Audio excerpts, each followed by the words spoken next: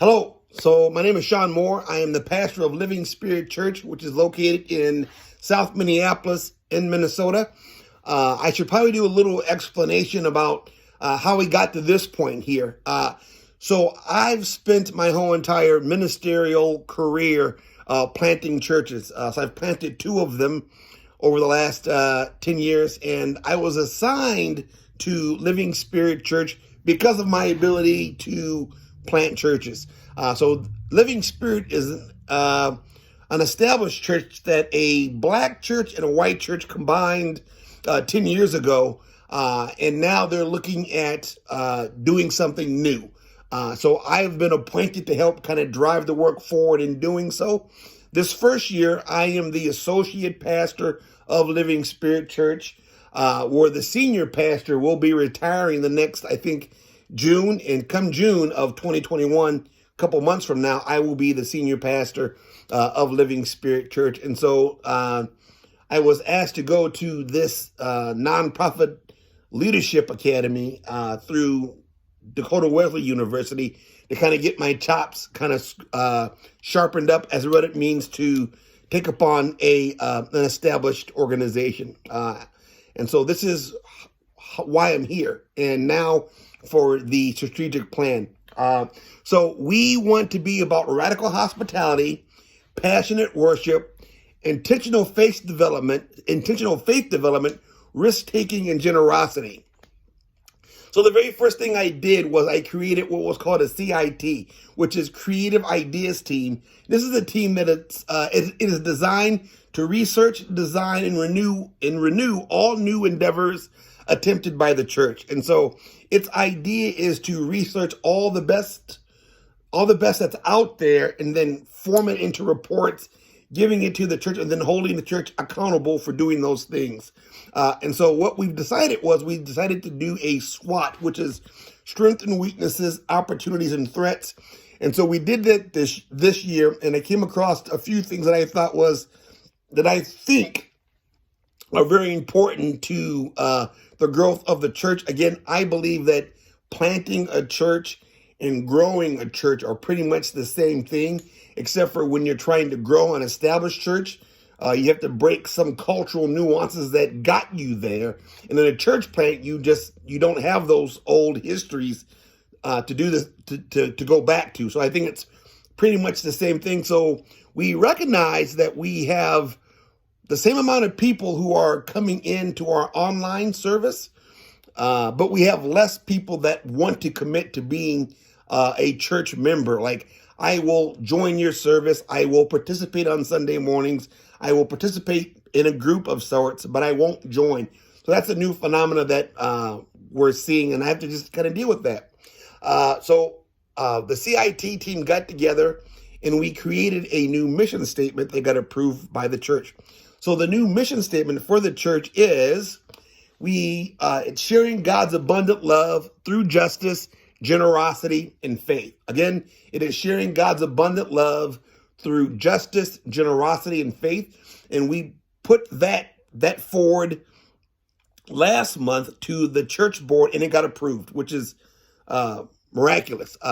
We also created a vision statement, and the vision statement is a community who celebrates and includes multiple cultures, generations, experiences, and identities. A community who actively dismantles racism and other barriers that hinder authentic relationships, falls underneath justice. A community who embodies generosity by loving our neighbors as ourselves, generosity, and a community who seeks to make meaning of the world in our lives through faith and action. That's the faith part right there. So this vision statement will be presented to the church board this Saturday, as a matter of fact, to also be approved. Hopefully it will. I don't see why it wouldn't be. The church has already done all the work. We're just putting it into kind of a working format. We recognize that we need to align every aspect of the new mission and vision to our church. So everything that we're currently doing needs to align up with those things right there, and we're currently doing it. Part of our alignment is we want to start new small groups, and these small groups are going to be started by the CIT team. They can be manned by anyone in the church. So we're looking at doing a great deal of outdoor activities when we're able to meet together again. We also recognize in the SWAT that we've had a lot of people who have been in ministry positions, leadership positions, over a very long period of time. So the church is no longer really a church plant. It's two churches merged, and that was 10 years ago. So its church planting ethos is pretty much done. It's pretty much running the way it normally does. But what we recognize that we've got people in leadership positions from both sides. Like, so we had Asbury Church and Oakland Church. So we had an all black church and all white church merge. And they had people who were on leadership on both teams that are still in leadership, like almost 20, 30 years. And we recognize there's no way to really filter people in and out because the church hasn't grown new membership in 10 years. So no one has come to the church that's new in 10 years. And if they are, they kind of trickle in. And so we thought if we had a leadership academy, something that helped people understand what does it mean to lead in the church, lead in your community, and lead in your own workspace, that would be kind of an idea. So we've got that. We're also creating a nonprofit called the Center for Reconciliation, which is our attempt to deal with the issues of social justice that take place in the context of South Minneapolis in the greater metro area. And that is what my project is for the, so my project for this whole entire course is this Center for Racial Reconciliation. We've also created a new position called the Director of Generosity. And this was based upon the first class that I took. And they talked about having a generosity director or having a generosity team. And so we just took it and ran with it. So we have a new director for generosity. Our finance team is no longer called the finance team. It's now called the generosity team. And that looks at how people can use their time, gifts, and talents and their resources, including money, but not excluding that, right? So we've got multiple things going on. So we got people who actually cannot give, but have lots of time. And so we want to capitalize on that. We also want to take a look at what's called radical hospitality.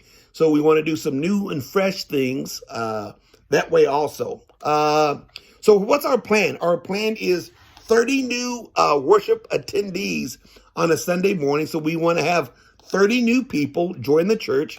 We want to have 50 new online worshipers, right, online. And we also want to have 2 small groups that are online. So we want to start 3 small groups that are face-to-face. We're also recognizing that in the strategic plan that we've created, that we're starting to have more and more people join us online who aren't even in Minnesota. So we got some people that are in Hawaii, which is cool, Mississippi, and Atlanta. So we've got that going on also. Again, we also want to align our nonprofit business. We want to have all this taking place in the next 3 years. All of this will be held accountable by the CIT team. So that's my strategic plan. That's how I'm trying to go about getting it done. Thanks for spending the next 8 minutes and 32 seconds with me. Peace.